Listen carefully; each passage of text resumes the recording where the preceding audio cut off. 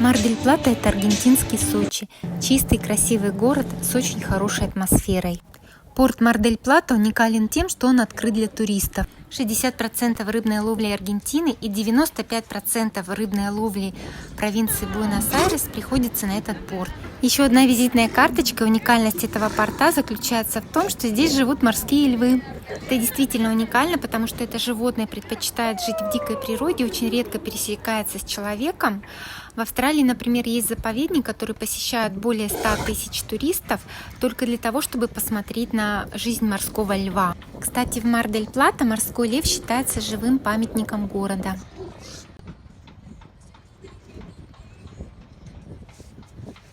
Также еще одной визитной карточкой и характерной особенностью порта Мар-дель-Плата являются разноцветные лодки желтого, оранжевого и красного цвета. Так, лодки желтого цвета предназначены для ловли анчоусов, моллюсков, леща и рыбы этого типа. Лодки среднего размера желтого и красного цвета предназначены для ловли лосося, хека, скумбрии. Красные лодки, которые называются титли ура, ловят тунца, кальмаров, краба и хека.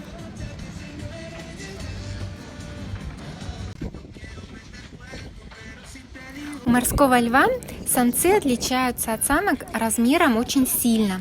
Вес самца может достигать 1 тонны, при этом вес самок составляет порядка 300 килограмм. Здесь, видите, попался такой морской лев, не джентльмен. Столкнул 2 девушек в воду, занимая себе место поближе у воды. Как видите, у морского льва на голове есть подобие гривы. Также это животное издает звуки, похожие на рычание обычного льва. Видимо, поэтому так и называют. Это животное способно переплывать моря и океаны.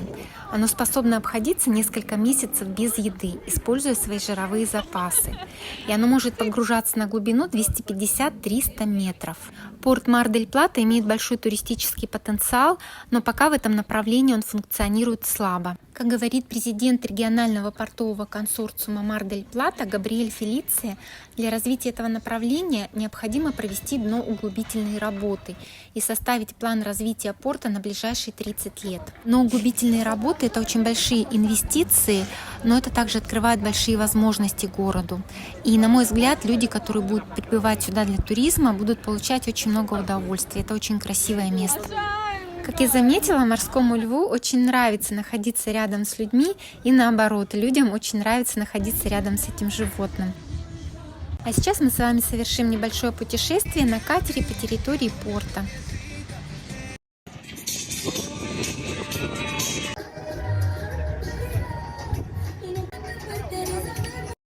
С катера открывается такой красивый вид на город.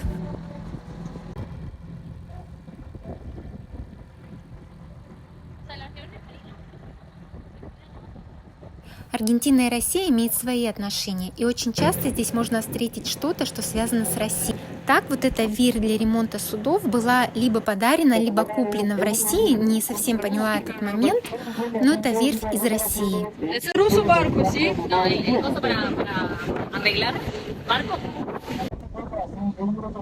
В 2022 году порт отметил свое столетие, но непосредственно сама идея и первые работы по созданию порта начались в 1874 году.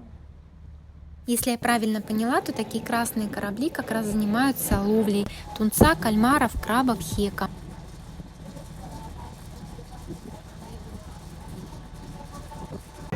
Ну и сейчас мы с вами видим южный волнорез, и как видите, здесь тоже обитает очень много морских львов. Как видите, в конце этого волнореза расположена статуя Криста дель Мар или Сан-Сальвадор, кто-то называет его. Это покровитель всех моряков. Эту статую создал скульптор Эмилио Манескау как надежду и веру возвращения для всех моряков. По словам его внучки Констанца Манескау, когда скульптор провел половину работ и было возведено 14 метров от высоты статуи, один из священников украл деньги. Для завершения работ над этой статуей скульптор использовал свои деньги. И здесь я написала цитату, которую сказала его внучка об этой работе. К сожалению, в этот день, когда мы были в Мар-дель-Плата, проход к статуе был закрыт. Видимо, ведутся реставрационные работы.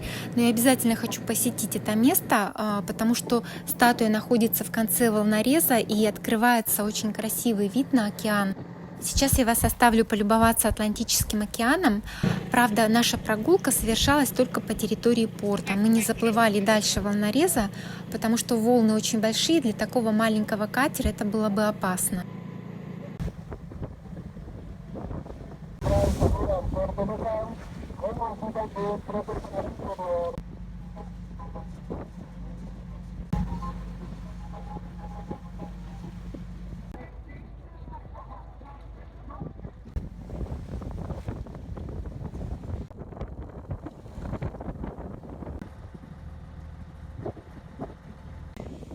Ну вот, а это мы вернулись в порт.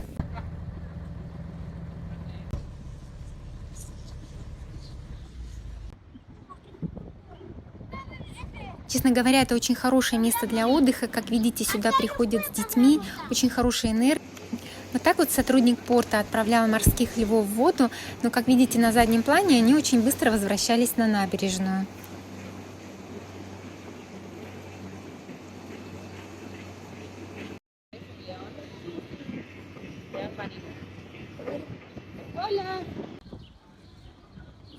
Здесь же в порту были такие небольшие магазинчики, где продавали рыбу.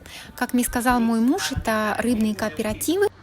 Ранее рыбу можно было купить непосредственно с лодок, сразу после рыбной ловли. Но после 2011 года это было запрещено. Это было связано с терактом Соединенных Штатов Америки с 2 башнями-близнецами. Такие вот устройства использовались для ловли креветок.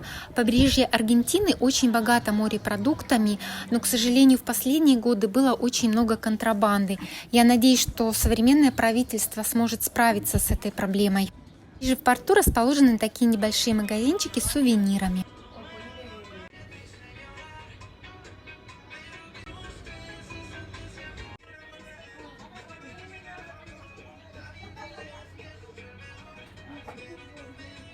Аргентинцы предпочитают чаю мате. Это второй по популярности напиток после кофе. И очень часто в таких магазинчиках можно встретить сувенирные кружки. А здесь, как видите, изделия с использованием ракушек, сумочки, люстры.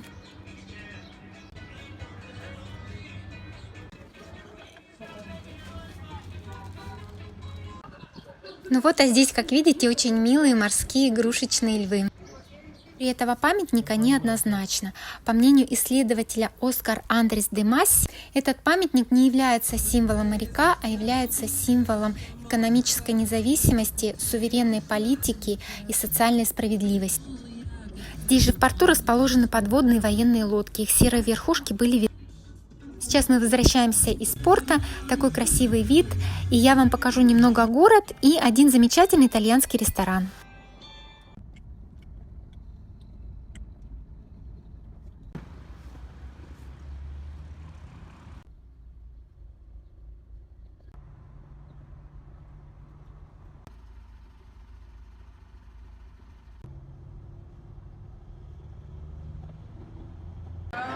Ресторанчик называется Эль Рей де Кальсоне. Если перевести, это король кальсоне. Кальсоне – это разновидность пиццы. Это разновидность традиционной итальянской пиццы, которая не является открытой, она делается закрытой и похожа на пирог.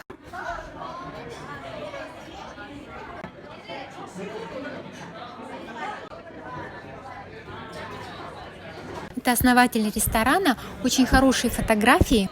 Это фотографии людей, которые сделали очень много в своей жизни и которые формируют культуру страны. Очень интересная традиция кушать макароны. Непосредственно рядом со столом сыр натирается и добавляется макарон. Если вам откликаются темы моих видео, подписывайтесь на канал, будем на связи.